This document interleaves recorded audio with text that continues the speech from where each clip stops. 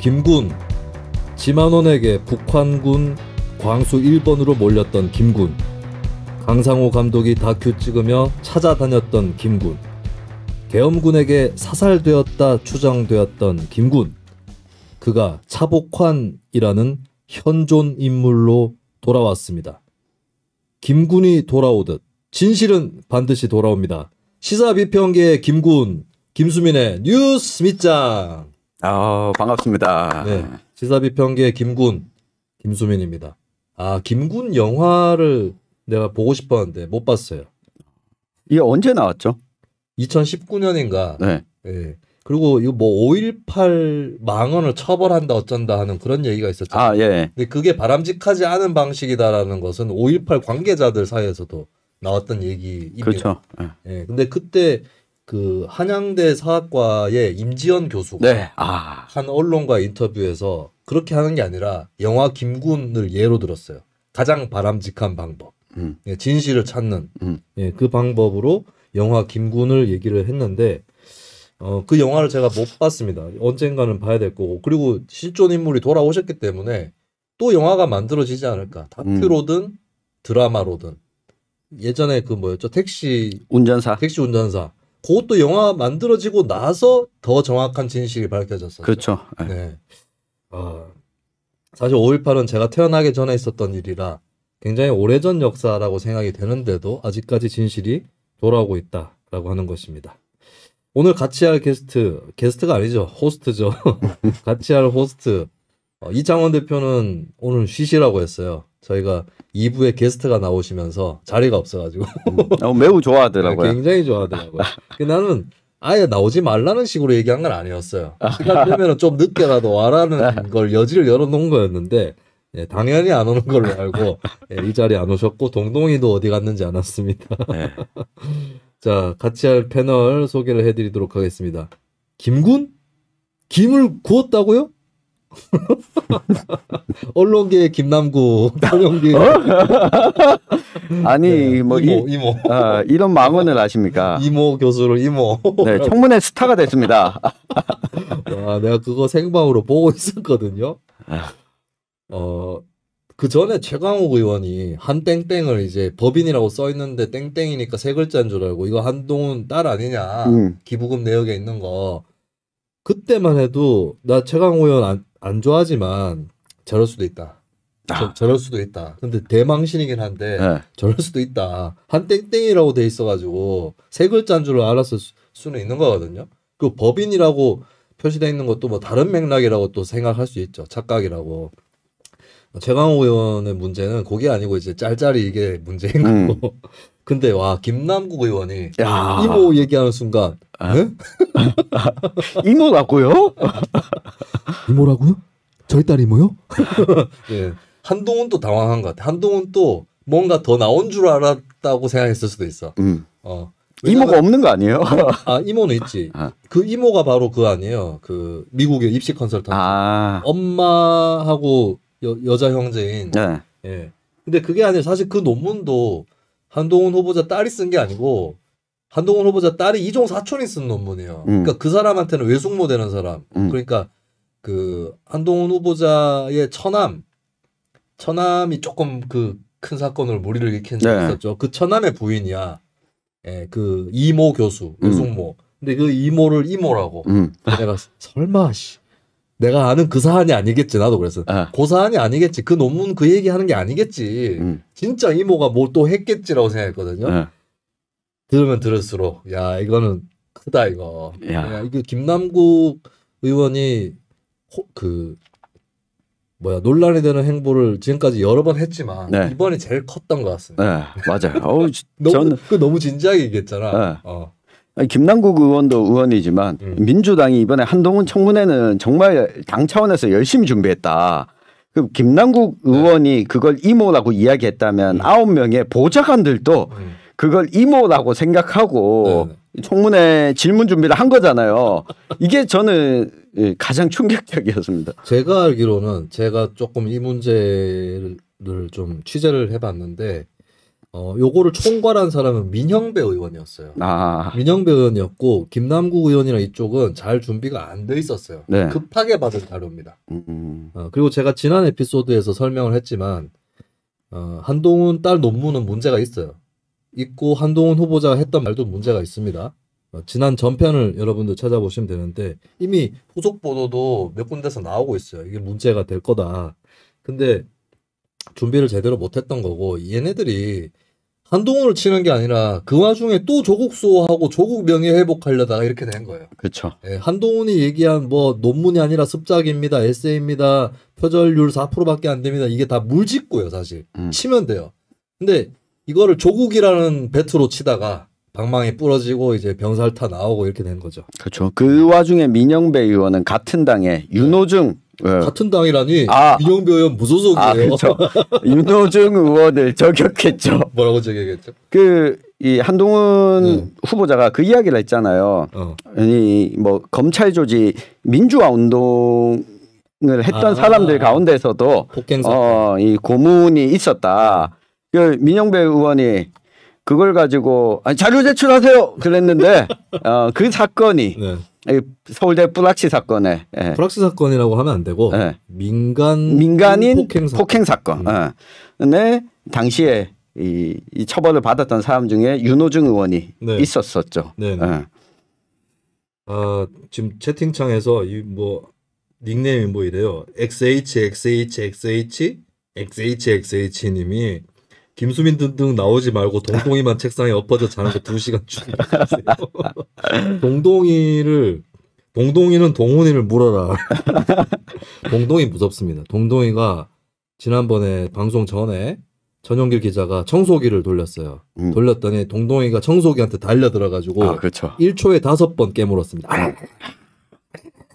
깨물고 그리고 도망쳤다가 동동이도 이제 청소기가 무섭기 때문에 도망을 쳤는데 다시 얼씬거려요. 다시 도망치다가 양심의 가책이 느껴져서 청소기 저놈을 이거 처치해야 된다.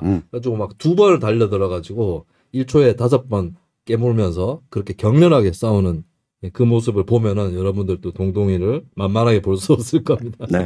네, 풍산계 저리 가라의 용기를 보여주는 동동이였습니다. 자, 오늘 지방선거 얘기 일단 풀어나가겠는데요. 일단 이 망국적 무투표 현상이 일어났는데 심각합니다. 근데 고전에 선거 구도들부터 다시 한번 좀 얘기를 해보죠. 전국적으로 아직도 선거 기분이 안 나. 지금 뭐 민주당 성폭력 사건 터지고 그다음에 저기 청와대가 아니죠 이제 대통령실.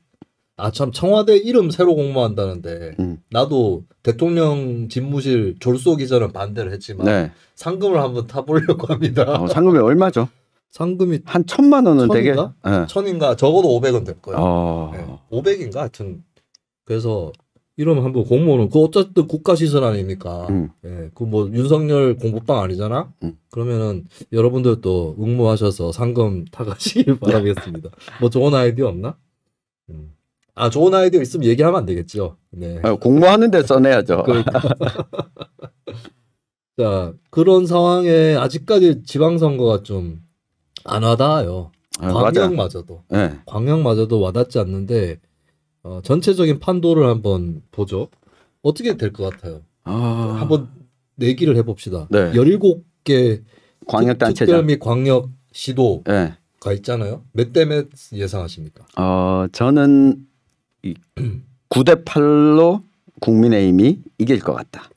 9대 8이요? 네. 민주당 선전인데 그러면? 네. 그러니까 기본적으로 이 대구 경북 그리고 부산 울산 경남은 국민의힘이 가져간다라고 보고 여기에서 이 서울도 국민의힘이 가져가고 그럼 6개잖아요. 그리고 이 충북 정도 가져가고 그러고 나서 인천과 제주 정도 가져가지 않을까. 그래서 뭐 9대 8 정도가 될 거다. 인천 제주를 어디가 가져간다고? 국민의힘이. 그러면은 민주당이 가져가는데 별로 없는데. 광주, 전남, 그리고 세종, 충남, 대전. 충남 대전 또? 충남 대전. 때 국민의힘이 이겼는데. 이겼지만 충남과 대전은 오히려 인천 제주가 민주당이 이겼잖아요. 네, 이겼는데 대선 때. 인천은 정의당 이정미 후보가 네. 어느 정도 이 두 자릿수에 가까운 득표율을 기록할 거다라고 네. 보고 이 제주의 경우에도 민주당이 이겼지만 이번에 뭐 정의당 후보도 나오고 무소속 시민 후보도 나오고 이것이 국민의힘한테 구도상 유리하게 가져갈 거다. 제주도에 정의당이 나와요? 네, 녹색당 아니야? 제주도지사 정의당 후보도 나올걸요. 나와요? 네. 녹색당 후보도 나오잖아요. 그리고 네. 그리고 무소속 시민 후보도 나오고. 정의당은 무소속도 나와요? 네, 무소속은 나옵니다.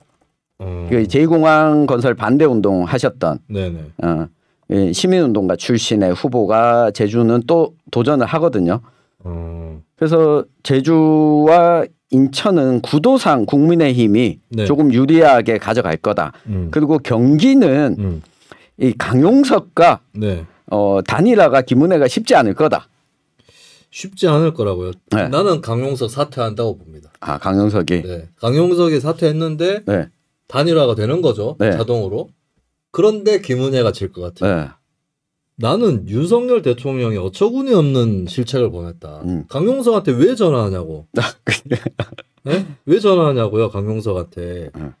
김은혜가 강용석 손 잡아가지고 득을 볼 거냐? 전 그렇다고 보지 않습니다. 최근에 여론조사 보면 김은혜 후보가 국민의힘에서 선전을 하고 있어요.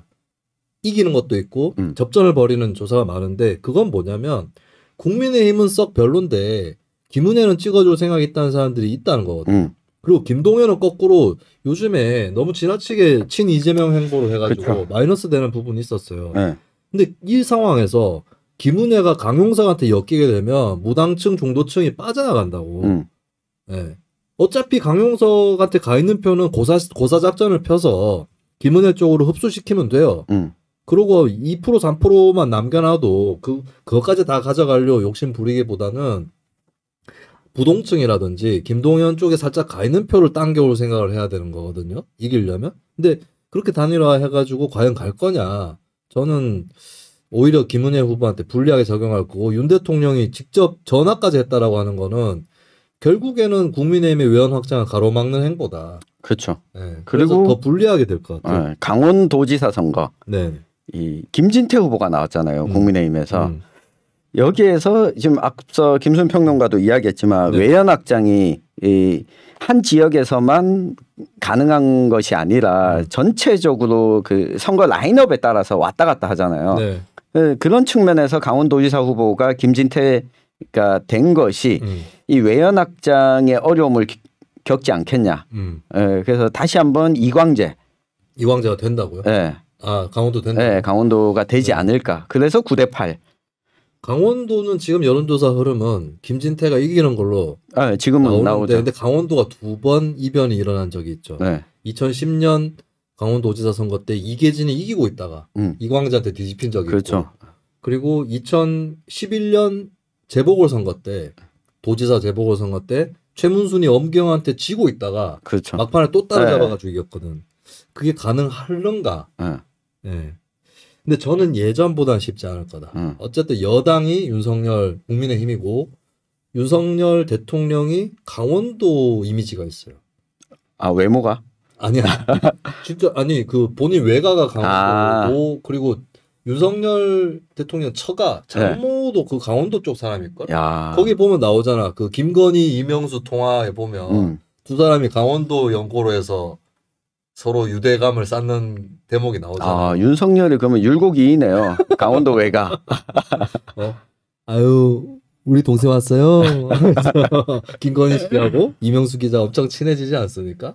예, 강원도 그리고 권성동 있잖아. 권성동. 네. 권성동 있고 또 강원도 쪽에 뭐 있는데.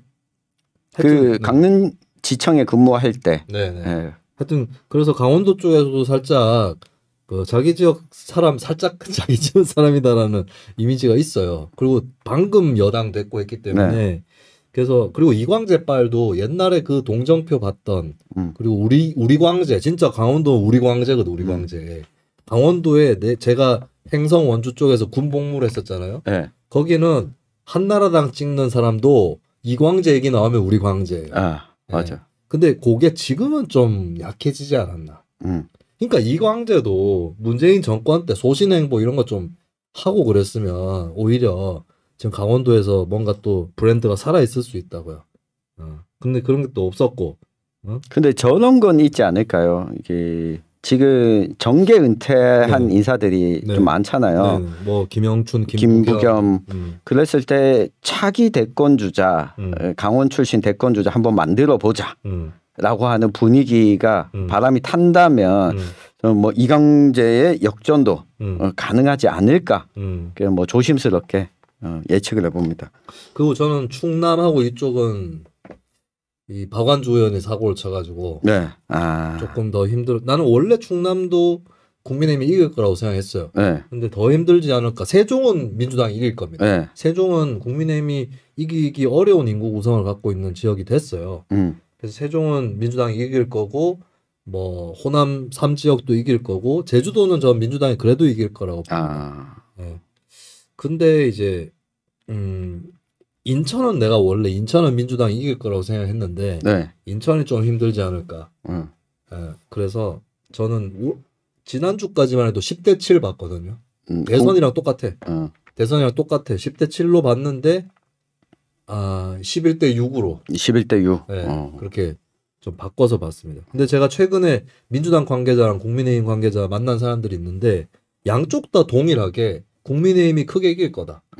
네, 한 11대 5 정도로 11대 이길 거다라고 양쪽 두 사람이 다 그렇게 예측을 하더라고요. 그러면 민주당이 네. 광주, 전남, 전북, 세종, 경기 정도 이렇게 보고 있다. 경기 아니면 제주. 네, 경기 아니면 제주. 근데 두 사람 다 수도권 세 곳 다 국민의힘이 이길 거라고. 그럼 제주까지. 네, 요렇게 5군데. 남부 서남부권으로 보더라고요. 하여튼 지금 뭐 이 속단하기 어려운 게 민주당이 지금 악재가 터지고 있는데 꼭 민주당이 뭐 터지면 국민의힘도 터지더라고. 그래서 속단하기는 어렵다. 국민의힘도 지금 빠른 사람들이 또 나오고 있어요. 예, 시집에다가 이상한 거 써가지고 그것도 윤석열의 20년 최측근이라는 사람인데 총무비서관으로 임명이 된 윤재순 씨인가요? 여기도 여하튼 윤석열 정부도 인사에 대한 그렇죠. 리스크가 만만치 않습니다. 지금 자진 사퇴하긴 했지만 김성애 비서관. 네네.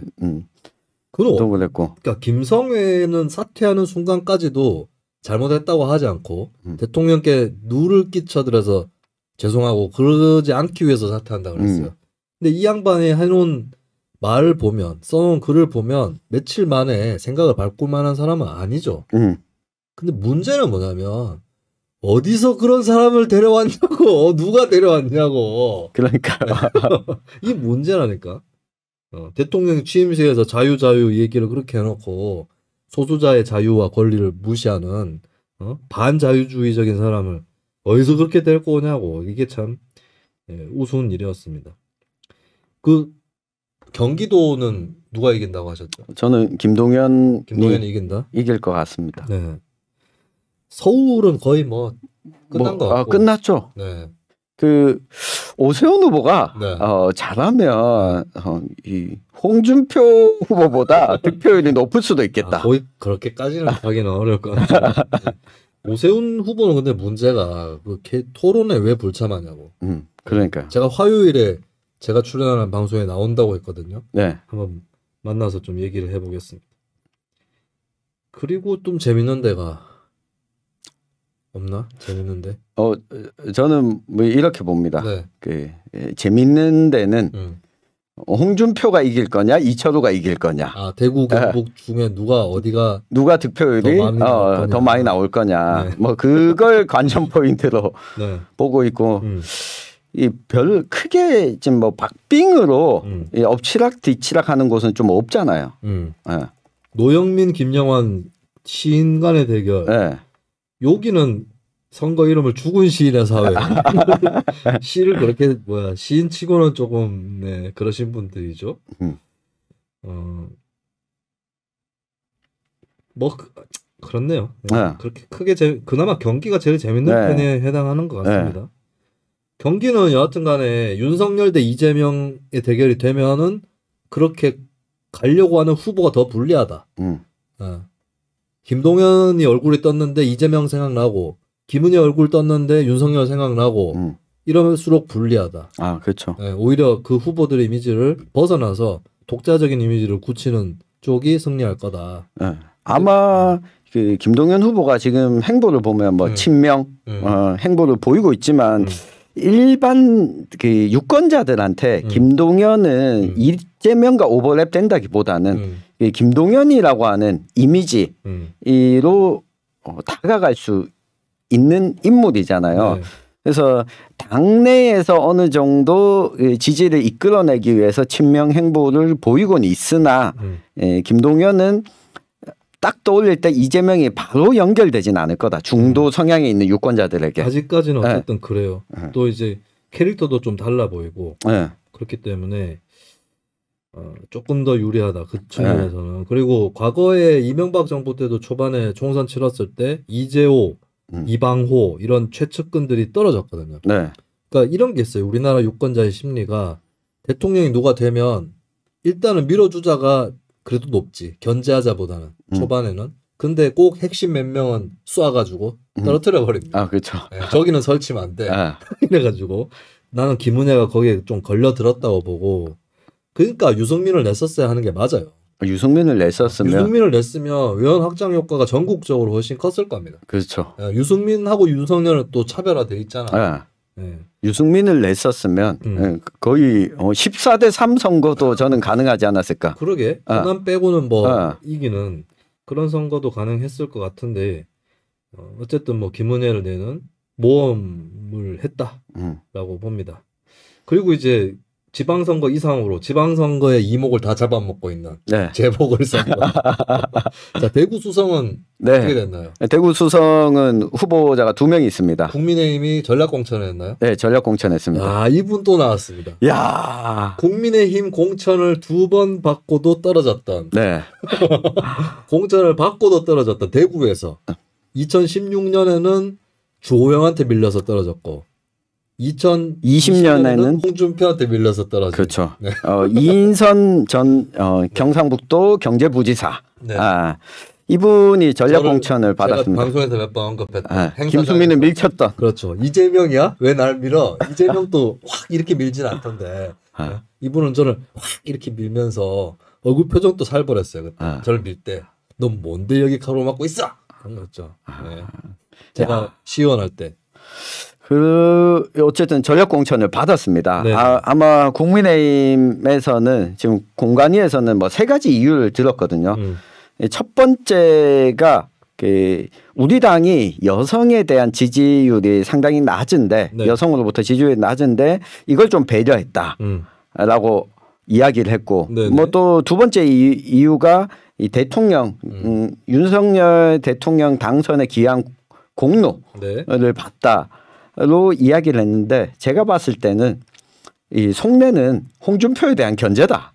아, 이인선을 낸 거는 홍준표에 대한 견제가 컸다. 그리고 대구시장에서 떨어진 사람들은 공천하지 않겠다. 김재원, 유영하 등등. 이 3가지 이유였는데 핵심은 홍준표 대구시장 당선인 예상자에 대한 이 견제가 작동했다. 네. 저는 그렇게 봅니다. 홍준표는 방 비우자마자 뒤에 들어온 사람이 자기 견제하려고 들어오는 사람이 들어오고 있네요. 그리고 민주당이 후보를 냈나요? 민주당이 후보를 냈습니다. 김용락. 이전에는 대구 북구에서 이 국회의원 선거에 민주당 후보로 출마한 적이 있었고 2010년에는 대구 교육감 선거에도 출마한 적이 있었습니다. 여기 수성 을의 당협위원장이 공석이 되면서 대리를 좀 맡았었고 어찌됐건 간에 후보를 내긴 했습니다. 선거 경험도 좀 있는 후보가 나왔지만 뭐 당락에는 크게 변함이 없을 것이다. 그럼 드디어 이인선 씨가 당선이 되는 겁니까? 그렇죠. 뭐 특별하게 뭐 비리가 터지지 않는 다음에야 드디어 거의 뭐 당선됐다고 봐야겠죠. 되고야 마는 것인가. 네. 자, 그럼 뭐 대구 수성은 사실 뭐 핫플레이스 지역은 아니게 된 아니죠. 거고. 유영하 나오고 나왔으면 좀 달랐을 수도 있고. 유영하 출마하면 우리 김순평 의원가 출마하겠다고 했는데. 유영하 씨가 국민의힘 소속으로 출마를 하게 되면 이건 이제 역사의 수레바퀴를 뒤로 돌리는 것으로 간주하고 제가 무소속으로 출마하겠다고 했었습니다. 야, 그렇게 그걸 보고 싶었는데 그렇게 됐으면 몰라. 근데 네. 지금 이 대결로는 핫플레이스라고 보기는 어렵다라고 하는 거고. 어렵죠. 네, 핫플레이스 따로 있습니다. 성남 분당갑, 인천 계양을인데 여기에 대해서 한국갤럽이 오지랖 여론조사를 실시했어요. 전국 만 18세 이상 1000명에게 5월 10일부터 12일까지 여론조사를 유선 10%, 무선 90% 방식의 전화조사원 인터뷰로 실시했고요. 표본오차는 95% 신뢰 수준에 플러스 마이너스 3.1%포인트고 응답률은 10.3%였습니다. 자세한 사항은 한국갤럽 홈페이지나 중앙선거여론조사 심의위원회에서 참고를 할 수 있는데요. 이재명 씨가 문항 이재명 씨, 안철수 씨 이렇게 돼 있네요. 이재명 씨가 인천 계양을 국회의원 보궐선거에 출마하기로 했는데요. 귀하는 이에 대해 좋게 보십니까? 좋지 않게 보십니까?를 전국 유권자들한테 물어봤어요. 그리고 안철수 씨에 대해서도 성남 분당갑 보궐선거 출마에 대해서 좋게 보느냐 좋지 않게 보느냐 예, 물었습니다. 요게 그냥 뭘 드러내 보이냐면 현재 민주당과 국민의힘에 어느 정도 그 지지율로 굳혀져 있는 부분을 확인할 수 있는 것 같은데 안철수는 51대 34. 아, 좋게 본다가 좋게 맞네. 본다가 51, 좋지 않게 본다가 34. 51대 34고 이재명은 37대 48이에요. 아. 예, 요게 딱 국민의힘과 민주당 사이에 현재 굳어져 있는 지지율이라고 볼 수 있을 것 같습니다. 난 둘이 붙었으면 좋다는 그렇죠. 생각이 있었거든요. 왜냐하면 좀 정리가 필요하다. 둘 중에 한 명이 죽어야 된다고 생각했습니다. 둘 중에 한 명이 죽어야 된다. 왜? 저 아시잖아요, 여러분들. 거대 양당에 대해서 가면 갈수록 더욱 투지가 솟고 있는데 둘이 이렇게 번갈아서 나란히 혹은 번갈아서 이렇게 하는 것보다는 한 명이 빨리 죽고 그다음 한 명 있고 이래야지 더 편하지 않을까 이런 생각을 했는데. 그러니까요. 그런 면에서 보면 안철수가 저는 죽을 필요가 있다라고 보는 이유는 안철수가 이제 좀 사라져 줘야 완전히 이 제3지대의 문을 열고 등장할 다른 사람들이 나타나는데 지금 뭐 국민의힘에 가긴 했지만 안철수가 여전히 살아 있으면 언제든 제3지대를 만들 수 있다라는 가능성의 키를 안철수가 계속 쥐고 있게 되는. 저는 그거 이제 안 밀어봐요. 이제 안철수가 국민의힘 갔다가 또 탈당을 하고 신당이나 제3지대를 만든다고 하면 저는 그 자체가 거의 불가능할 거라고 보고 들어간 이상은 못 나올 거다. 나와봐야 소용없을 거다. 저도 그렇게는 보는데. 그래서 요번에 나는 안철수가 막 당선이 되든 안 되든 별 상관은 없다. 그렇게는 보는데 이 제3지대의 문을 열려고 하는 분들 입장에서 보면 안철수의 저 존재 자체가 주변에서 그런 의심들을 계속 품고 있는 것 자체가 안철수 말고 이 다른 사람이 나오는 걸 좀 가로막는 이 장애물, 방해자 역할을 하고 있다. 이제는 좀 사라졌으면 하는 바람이죠. 전 뭐 둘 다 안 사라지더라도 둘이 붙어갖고 꼭 한 명이 지길 바랬는데 피해갔어요.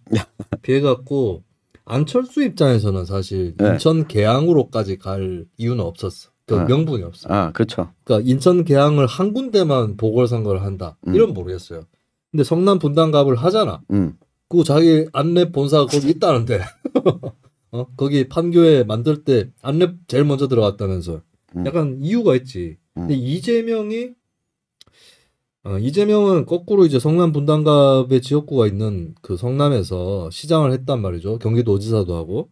근데 굳이 인천으로 가야 되느냐. 명분이 좀 떨어지죠. 그렇죠. 근데 이제 쉬운 데 간 거지. 둘 다 쉬운 데 간 건데 지역 선정의 사유면에서는 안철수 쪽은 그래도 명분이 있고 이재명 쪽은 없는데 대놓고 이제 어쨌든 들어가기 쉬운 지역으로 들어가겠다. 그러니까 이재명은 명분을 쌓으려고 했었으면 경북도지사 선거를 나왔어야 돼요. 대구 수성 내가 그랬어요. 내가 하루는 방송 패널 이렇게 방송 토론을 하는데 민주당 쪽에서 나온 패널이 그 이재명은 대선 후보라서 전국적인 지지를 갖고 있는 사람이기 때문에 어느 지역에 나가든지 그게 그렇게 중요한 게 아니고 그렇기 때문에 성남 분당이라는 지역에 갇힐 필요가 없다는 거예요. 그래서 제가 그럼 대구 수성으로 나가지 그렇죠. 대구 수성으로 나가지 그랬냐고 그러면 그래서 대구 수성으로 나와서 이인선 후보를 또 떨어뜨리는 떨어뜨릴 수 있어. 이인선이 누군지 모르나 본데 또 떨어뜨릴 수 있어요. 경북도지사를 나오든지 아니면 대구 수성으로 나오든지. 그게 전국구급 인물이면. 그래서 뭐 근데 둘 다 당선될 것 같아요. 맞아요. 네, 인천 계양은 2000년 이후로 놓고 보면 중간에 2년 정도 재보선 해가지고 그러니까 송영길 씨가 인천시장 되고 그 지역구 재보선 했는데 국민의힘 쪽으로 넘어가 버렸어. 그게 2년이야 딱 22년 중에 2년이고 성남 분당 갑은 2000년 이후에 김병관 민주당 전 의원이 2016년부터 4년 동안 한 거밖에는 없고 나머지는 다 국민의힘 계열이 이겼기 때문에 아마 이재명 안철수 둘 다 국회에서 다시 볼 가능성이 굉장히 높죠. 그렇죠. 그러고 보니 대선을 치렀던 주요 인사들 가운데 나가리 된 사람은 유승민밖에 없네요. 그렇네. 홍준표도 자리 잡았어요. 홍준표도 자리 잡고 이재명, 안철수, 게다가 원희룡도 장관으로 갔는데 이낙연은 서울시장에 출마했었어야 합니다. 이낙연은 진짜 맞아. 지더라도 뭘 더 빠르겠어요.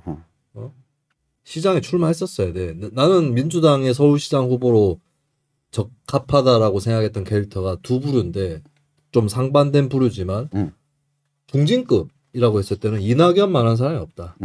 그래서 이낙연이었고 신인급으로는 최이배 이 두 사람을 나는 민주당의 서울시장 후보 적격자로 봤었거든요. 그리고 지더라도 2026년에 또 지방선거가 있어요. 윤석열 정권 후반기에 이때는 민주당이 유리합니다. 매우 유리하죠. 그걸 내다보고 나갈 필요가 있다는 거지. 이번에 젖잘싸 하면 그 다음엔 이길 수 있다고. 내가 봤을 때 오세훈 3선 못해. 3연속 못해요. 요번에. 그러니까 요번에 이길 것 같은데 다음에는 본인이 알아서 안 나오거나 대선 준비하면서 그렇죠. 그 확률이 높고 나가더라도 민주당한테 질 수 있어요. 민주당이 진짜 민주당은 일만 잘 안 하면 아무것도 안 하면 적당히 그냥 하면 요번 지방선거도 선전하고 다음 총선도 선전하고 다음 그 2026년 지선은 대선할 수도 있어. 적당히 해. 왜 자꾸 일을 벌려가지고. 그러니까 저는 신당을 빨리 창당해달라는 얘기인가. 최이배 전 의원이 서울시장 선거에 나왔으면 하는 바람이었었는데 이게 대구 선거 때문에 그래요. 왜 대구하고 왜? 그러니까 이낙연도 안 나왔으면 좋겠고 송영길도 안 나왔으면 좋겠다. 예, 저는 뭐 민주당 대구시장 후보가 그래도 자기 메시지 내고 좀 선전해줬으면 좋겠는데 홍준표를 그럼 공격해야 되잖아요. 경남도지사 하다 와가지고 왜 대구시장에 나오냐 이 공격을 못하게 만들어 버렸어. 송영길 때문에. 송영길 때문에. 송영길도 내가 방송에서 여러 차례 얘기했는데 송영길 불쌍하다, 억울하다 이 얘기를 많이 했었어요. 왜냐하면 송영길 나가는 거 싫으면 민주당 안에서 다른 사람을 내세워서 극복할 생각을 해야지. 그렇죠. 송영길한테만 손가락질할 일은 아니고 그 송영길도 고생하는 건 맞죠. 그거 될 가능성 낮은 상황에서 나온 건 맞잖아. 그런데 그걸 이겨내려면 다른 후보를 내세워서 해야지. 근데 웃긴 건 민주당이 송영길 비토론이 막 불거졌었잖아요. 근데 그러다가 박주민 의원이 출마 선언을 하잖아요. 민주당 내 분위기가 야 그냥 송영길로 가자. 박주민이 당내에서도 지금 안 좋은가 보더라고. 자 그런데 우리가 광역단체장 선거에 대한 얘기를 나눴는데 자 후보 등록이 끝이 났습니다. 그리고 한국의 선거법에서는 그 뽑는 인원의 이하에 해당하는 후보가 나오면 한 명 뽑는데 한 명 나왔다. 2명 뽑는데 2명 나왔다. 3명 뽑는데 3명 나왔다. 이러면 무투표 당선입니다. 그렇죠. 네, 다른 제도가 아니라 선거를 안 해요. 저도 사실 재선 도전할 때 처음에 제가 3인 선거구였잖아요. 기초의원.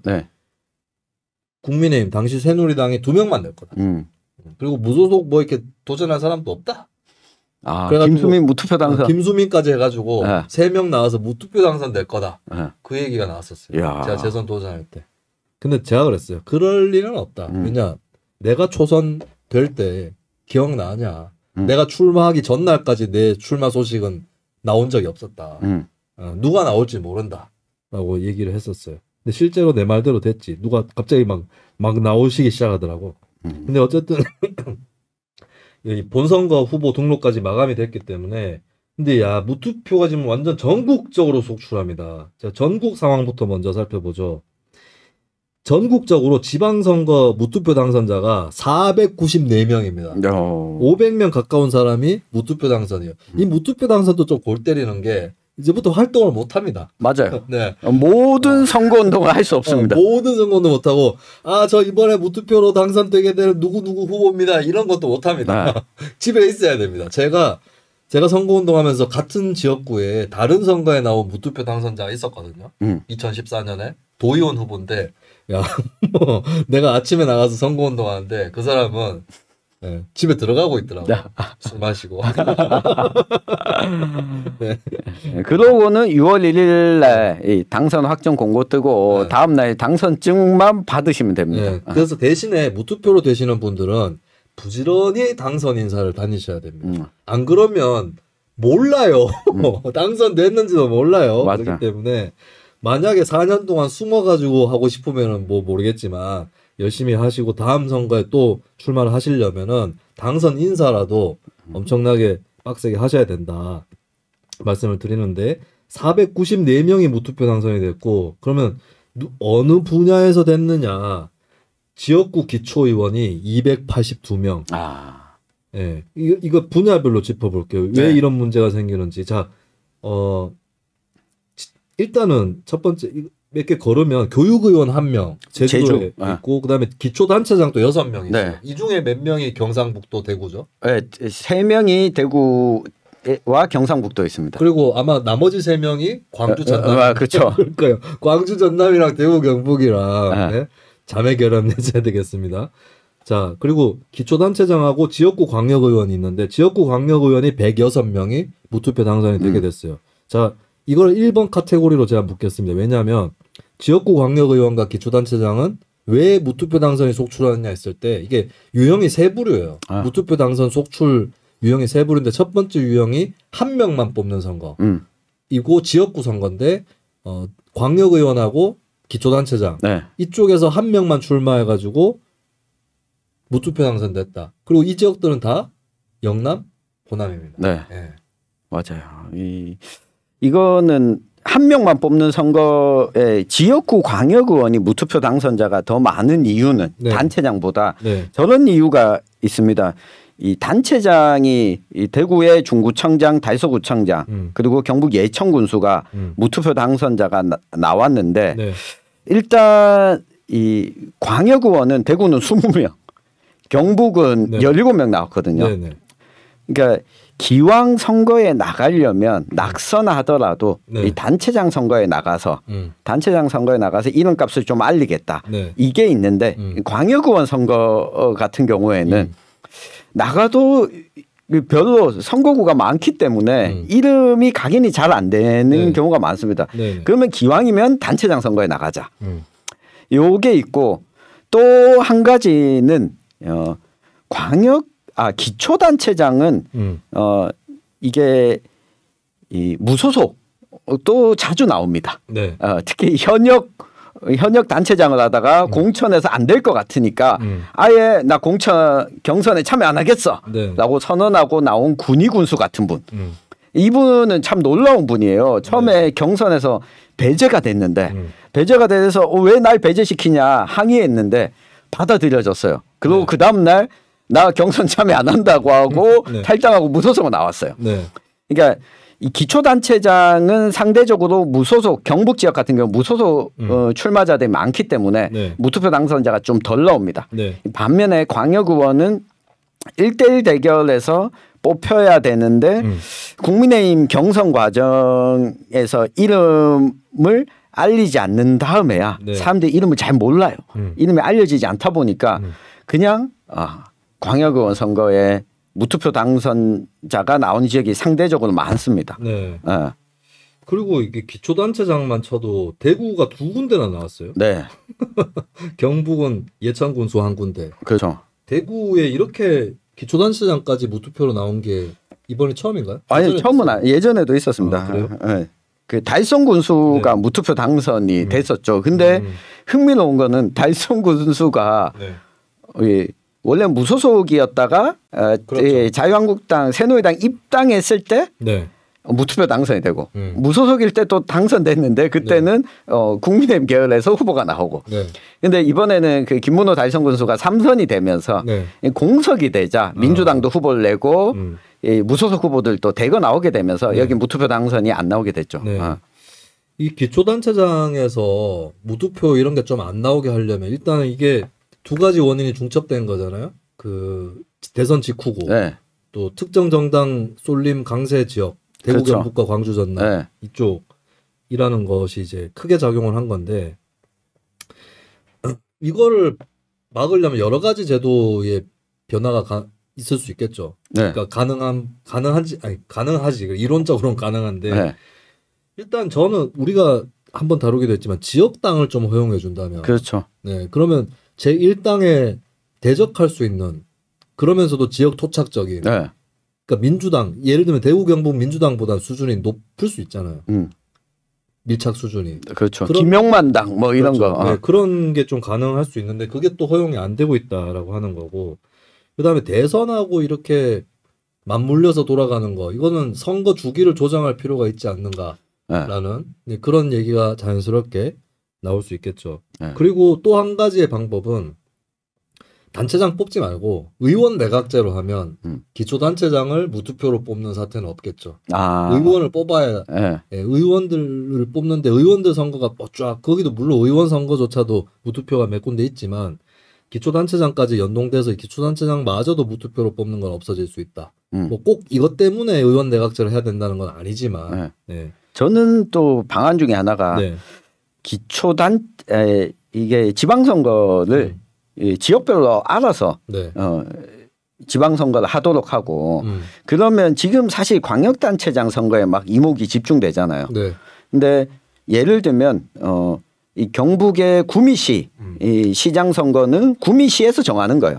구미시장 선거를 따로 하게 되면 조금 더 관심도가 높아지지 않을까. 그리고 시장과 이 기초단체장과 기초의원 선거를 엇갈리게 2년 단위로 엇갈리게 하게 되면 기초단체장에 대한 평가를 통해서 출마자가 나오게 되면 네. 정당보다는 이 기초의원을 했던 사람들이 좀 후보자로 적극 나오지 않을까. 그리고 무투표 당선자를 막는 가장 손쉬운 방법은 옳은지는 모르겠지만 이인제 방지법을 폐지하는 겁니다. 폐지하고 따로 나갈 수 있고. 네. 아니면 그냥 한 당에서 2명 낼 수 있게 해줘요. 한 당에서 2명 낼 수 있게 해줘 그냥. 그러니까 주민들한테 맡기라고. 이렇게 되거든요. 지금 지난 4년 전에 59표 차이가 났던 경북 영양군수의 경우에 이번에 뭐 이 지난 선거에서 59표 차이로 맞붙었던 두 후보가 국민의힘 내에서 경선했거든요. 경선에서 떨어진 사람이 도의원 선거에 나갔습니다. 무소속으로 탈당해서. 근데 만약 경선에서 떨어지더라도 출마할 수 있게 해줬으면 이 무소속 후보가 나왔겠죠. 그리고 예천군수가 무소속 후보가 없이 지금 무투표 당선이 됐는데 이게 4년 전의 선거에서 이 자유한국당과 무소속 맞붙었던 후보가 국민의힘 내에서 경선을 해버렸거든요. 그러고 나니까 무투표 당선자가 나오게 되는 거죠. 그리고 저는 개인적으로 군을 해체하고 읍면자치제로 가야 된다는 생각이 있거든요. 읍면자치제로 가면 읍장 면장을 뽑아야 되죠. 네. 근데 거기는 정당 공천이 필요할까? 없다고 보거든요. 뭐 그런 정당 공천 폐지하는 것 중에는 그 정도로 또 생각을 해볼 수 있겠는데, 근데 기초단체장도 문제지만 광역의원이 무투표가 계속 나오고 있다. 맞아요. 그리고 보니까 포항에서 2군데인가요? 3군데? 포항에서 4군데 나왔습니다. 무투표가 포항이 4군데 나왔어요. 광역의원이? 네. 자, 포항하고 구미만 봐도 좀 심각하던데.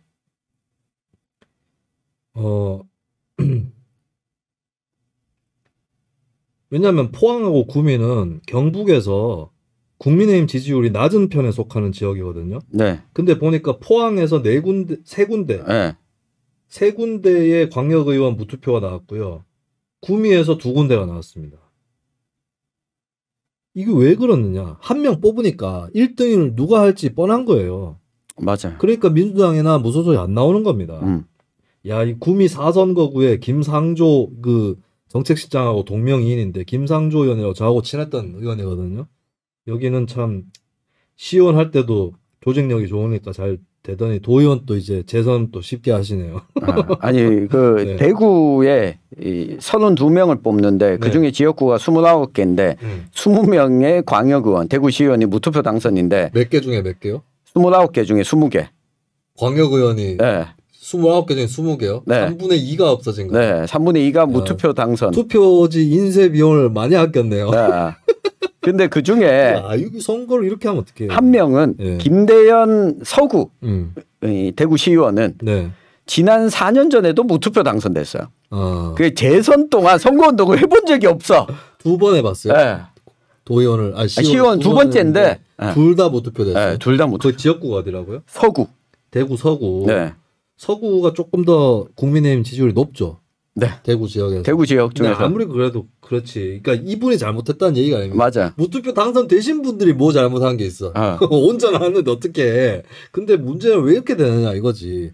그다음 광역의원 선출 방식은 간단하다 해법이. 중대선거구로 가면은 무투표 안 합니다. 맞아. 예, 중대선거구로 가야 된다고. 아니 광역의원인데 왜 그 기초의원 선거구하고도 큰 차이 없는 단위에서 뽑냐고요. 보통 기초의원 선거구하고 광역의원 선거구가 같은 데도 있습니다. 거기서 기초의원은 2-3명 뽑고 광역의원 또 1명 뽑고 이런 데가 있는데 광역의원이 무슨 동의원이냐고. 예, 그러면은 저는 적어도 광역의원은 뭐 100% 전면 비례대표제를 하기는 어렵더라도 최소한 국회의원 선거구 단위 있죠. 현재 소선거구 국회의원 선거 단위. 구미 같으면은 구미 한 지역에서 2명 뽑는데 여기서 한 군데당 도의원이 4명쯤 뽑을 거예요. 네. 서너 명 정도. 네. 그러면 3, 4인 선거구로도 가면 네. 아니 더 나아가서 구미 전체에서 8명 뽑는다 치면 8인 선거구로 가도 괜찮아요. 근데 최소한은 국회의원 선거구하고 맞춰서 여러 명을 뽑자고. 그러면 절대 무투표 당선 안 됩니다. 이번에 제도 개혁의 당위와 방법이 나오는 거예요. 기초단체장이야. 그렇다. 기초단체장의 경우는 저는 아까 말씀드렸던 것 중에 어쨌든 지역당 허용 이런 거 있고, 그 다음에 광역의회는 중대선거구제. 예, 그렇게 하면 무투표 안 나온다는 것이고, 그 다음에 기초의회 보겠습니다. 기초의회. 네. 기초의회도 기초의회도 중대선거구인데 중선거구제인데 무투표가 나옵니다. 그리고 이것은 영남, 호남의 문제는 오히려 별로 아닙니다. 이거는 오히려 영남, 호남보다는 수도권이 문제다. 그렇죠. 예, 영남, 호남은 왜 그렇느냐?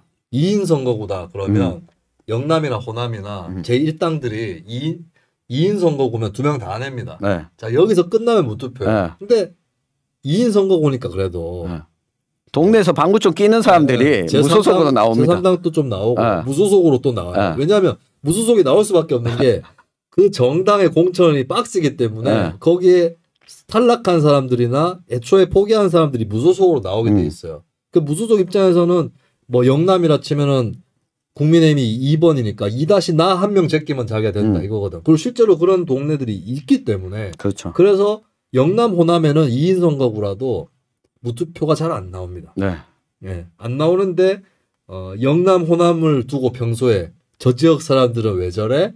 라고 깔깔 비웃었던 너희 수도권에서 2인 선거구 무투표 당선이 속출하고 있습니다. 한 명씩 사이좋게 나눠 먹는 거대 양당. 네네. 그러니까 2인 선거구인데 만약에 양당이 후보를 2명을 내버리면 그러면은 적어도 4명이 출마하는 거니까 2인 선거구라도 무투표가 안 되는 거죠. 근데 보니까 그냥 한 명씩만 내자. 이렇게 돼버린 거예요. 한 명 내서 그거지. 하나나 잘 키우자. 잘 키우자. 하나나 잘 키우자였죠. 그래서 한 명만 내가지고 그래가지고 양당이 한 명씩 내는데 근데 거기서 안 끝나고 다른 당 입장에서도 2인 선거구인데 내봤자 뭐 하겠냐. 예. 예, 그리고 무소속은 수도권 가면 힘 더 떨어집니다. 맞아요. 예, 수도권은 더 정당 보고 찍기 때문에 무소속은 힘 떨어지고 제3당 입장에서도 제3당이 그나마 노려볼 만한 거는 거대 양당이 2명씩 후보를 내서 표를 쪼개 놓으면 거기에 제3당 소수정당이 혼자 나가서 거기는 복수 후보가 아니니까 단수 후보니까 표를 조금 더 많이 가져갈 수 있거든요. 그러면서 각 당의 2위 후보, 각 거대 장당의 2위 후보를 제껴가지고 당선된다라고 하는 시나리오는 있을 수 있어요. 그렇죠. 실제로 그렇게 당선된 소수정당 후보도 있었어요. 예. 근데 거대 정당이 그럴 바에는 어차피 2명 내서 1명 제껴질 바에는 그리고 잘못하면 자기도 못 들어가는 경우가 생길 수도 있어요. 그래서 1명씩 내 하면은 이제 완전 거대한 장벽이 쳐지는 거거든요. 지금 그런 식으로 해가지고 서울에서도 무투표가 속출을 하고 있다. 예, 특히 2인 선거구가 네. 그렇죠. 은평, 제가 은평에 사는데 은평도 2군데인가 3군데인가가 무투표입니다. 야. 네. 그러니까 지금 서울 사람들이, 수도권 사람들이 영남, 호남은 한 당에 다 해먹고 경쟁도 안 되고라고 비웃을 때가 아닙니다. 그쪽은요, 2당이 논갈라서 아예 투표를 못하게 만들었다. 그래서 내가 얘기했잖아. 2인 선거구 없애라고. 예? 2인 선거구 없애라고 했더니 대구에 2인선만 공천을 받고 2인 선거구 없애라고 했는데 앞에 세 글자 2인선까지만 들었나 봐. 2인 선거구 없애야 됩니다, 진짜. 소선거구로 하면 이렇게는 안 되지. 소선거구로 하면 선거구별로 거대 정당이 1명씩 후보 내면은 최소한 경쟁률이 2대1은 되니까. 소선거구보다 더 나쁜 제도예요. 예. 그렇죠. 기초의원이 경북에서 무투표 당선이 8명 네. 나왔는데 이게 2인 선거구 4곳입니다. 딱 그렇죠. 3인 선거구에도 무투표 나온 데 있나? 전국적으로. 일단 저희가 네. 대구 경북을 확인했을 때 없었습니다. 없었죠. 네. 대구 경북에도 없을 정도면 3인 선거구에서 무투표가 나올 것 같지는 않은데 다른 네. 지역에서. 네, 다른 지역에서도 네. 거의 나오지 않을 겁니다. 네. 아, 참. 그리고 또 심각한 것이 기초의원 비례대표도 무투표 가능성이 그렇죠. 나온다. 네. 대구 경북은 어떻습니까? 대구 경북이 나 경북 보고 깜짝 놀랐어요. 네. 그렇죠. 경북에 지금 뭐야? 몇 군데예요? 경북에 기초의원 비례대표 무투표 되는 데가. 기초의원 비례대표 무투표 당선된 지역으로 보면 네. 이 14곳이고요. 14곳. 14곳이고 네. 이 당선자로 보면 16명입니다. 16명. 네. 근데 경북의 시군이 23개입니다. 23개인데 그중에 3분의 2 정도가 네. 기초의원 비례대표 투표를 안 한다. 안 합니다. 그게 왜 그러냐면 기초의원이 1명인 지역들이 많죠. 네, 기초의원 비례가 1명인 지역들이 많습니다. 그러니까 나는 납득이 안 가는 게 비례대표의 취지가 뭡니까? 정당 지지율하고 의석수를 맞춰주라는 거잖아요. 최대한. 근데 비례대표를 1명 두면 그러니까 왜 1명이냐면 이거는 각 지역에서 알아서 정하는 게 아니라 기본 기준이 전체 의회 의석의 10분의 1 이상이에요. 근데 우리가 작은 지방의회는 최소 7명이면은 비례대표 1명이죠. 그러니까 비례대표가 의원이 11명은 넘어야 2명이 될 수 있죠. 그렇죠. 의원이 10명 이하면은 1명이죠. 1명만. 예. 그러다 보니까 예천, 고령, 울릉, 성주, 칠곡, 군위, 청송, 영양, 영덕, 봉화, 울진, 문경, 청동과 이쪽이 비례대표 기초의원 1명이에요. 네. 근데 웃긴 게 비례대표 기초의원 1명 뽑으면 이거는 비례대표가 아니라 그냥 전체 선거구에서 군수급 그 선거를 해가지고 그냥 의원 1명 뽑는 거거든요. 1등만 되는 거잖아요. 그러면 1당이 되겠지. 그렇죠. 1당에 가산 의석이 들어가는 거구나. 이 말이 되냐고. 그러니까 비례대표 의석 자체가 너무 적은 것도 문제지만 자, 적다 치더라도 자, 근데 웃긴 건 경주가 비례대표를 기초의원 3명 뽑아요. 네. 근데 경주도 무투표입니다. 네. 왜? 3명이 나왔거든. 국민의힘 2명, 민주당 1명 이렇게 나왔어요. 그러면서 무투표가 돼버렸어요. 네. 근데 이 제도도 웃긴 게 그래도 대봐야 하는 거 아니에요? 대가지고 이기는 쪽이 2석 가져가고 지는 쪽이 1석 가져가는 게 맞잖아. 네. 근데 대보기도 전에 왜냐하면 후보를 1명만 냈기 때문에 또 그러니까, 민주당 1명만 냈으니까. 이러니까 그냥 무투표로 끝나버렸는데 자, 그래도 3명인데도 무투표가 된다. 이게 뭘 의미하느냐.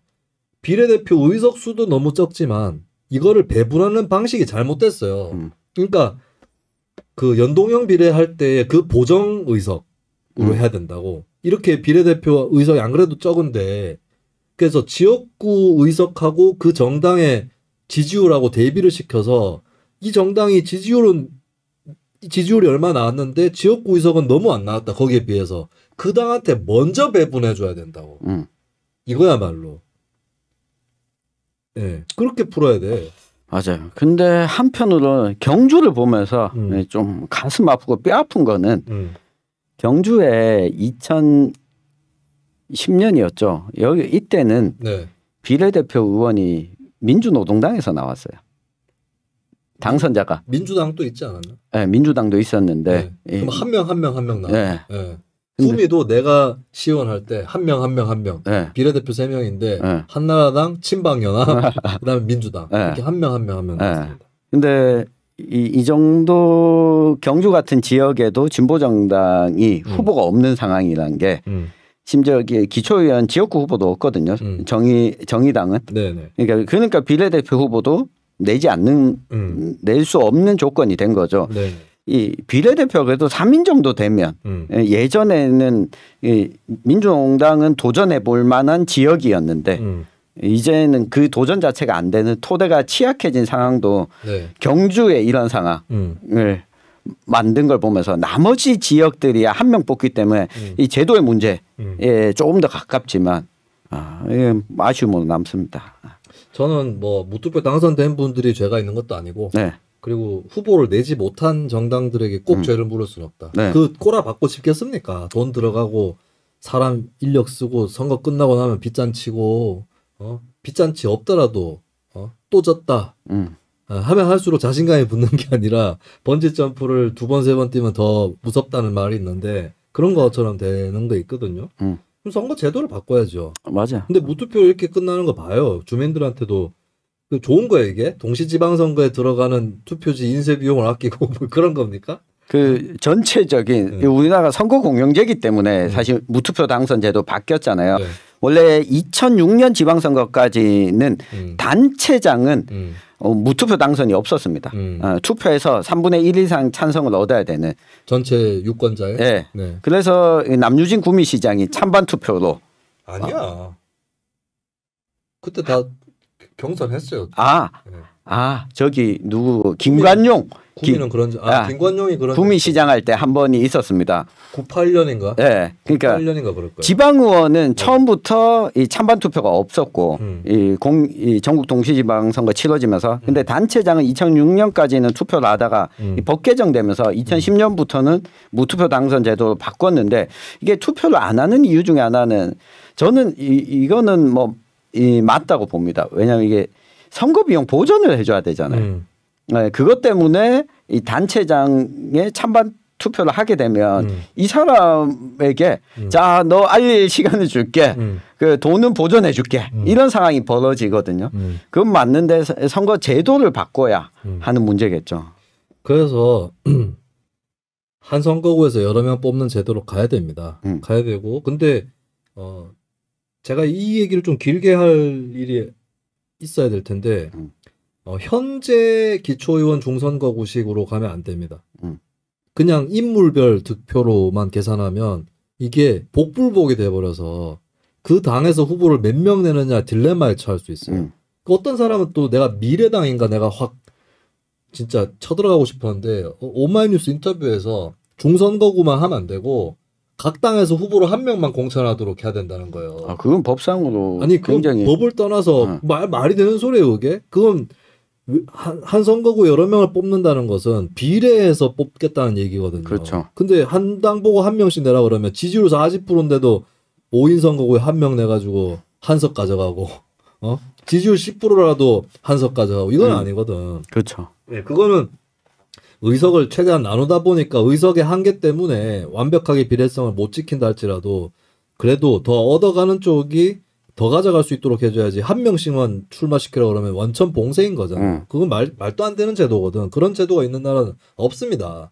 그게 아니라 정당별로 지지율에 맞게 의석을 가져가고 근데 대신에 정당 내의 경쟁을 할 때는 그 개별 득표, 인물별 득표를 치는 거죠.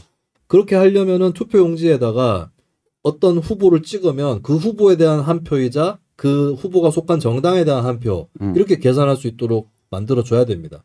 그리고 어떤 이런 것도 있을 수 있어요. 나는 뉴스 밑장 당을 지지하는데 김수민 후보와 천용길 후보 중에 둘 중 하나를 고르진 않겠다 그러면 당 옆에다가 찍는 방법도 있습니다.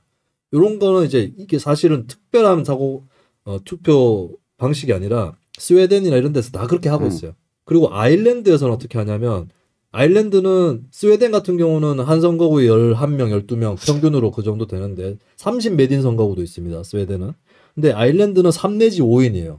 3 내지 5인은 어떻게 하냐면 선호 투표를 합니다. 순위로 해서 만약에 4인 선거구다 그러면 20% 4 더하기 1 하면 5죠. 5분의 1을 넘기는 후보는 당선이야. 대신에 그 후보가 당선이 되면 그 후보가 초과해서 얻은 표를 2순위를 환산해가지고 다른 후보한테 나눕니다.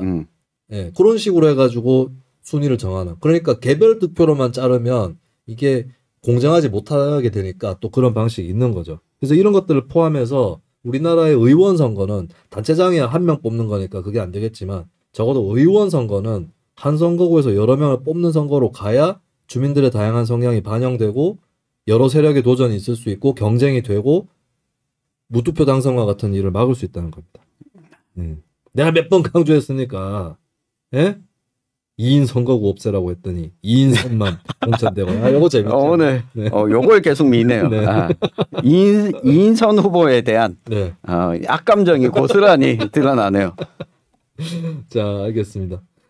자, 그러면은 저희는 이제 이번 주 순서를 마무리하도록 하고 다음 주에는 아마 저희 로케이션이라고 표현해야 되나요? 그렇죠. 원정이라고 원정. 표현해야 되나? 그리고 김수민의 가두연설을 여러분들이 들을 일이 곧 다가올 겁니다. 다음 주에는 또 우리 이어져 가고 있던 후보의 세계, 후보의 세계도 또 할 텐데 후보의 현장을 방문할 겁니다. 저희가 선거운동 현장을 방문해서 그쪽에서 제가 지원 연설도 할 거고요.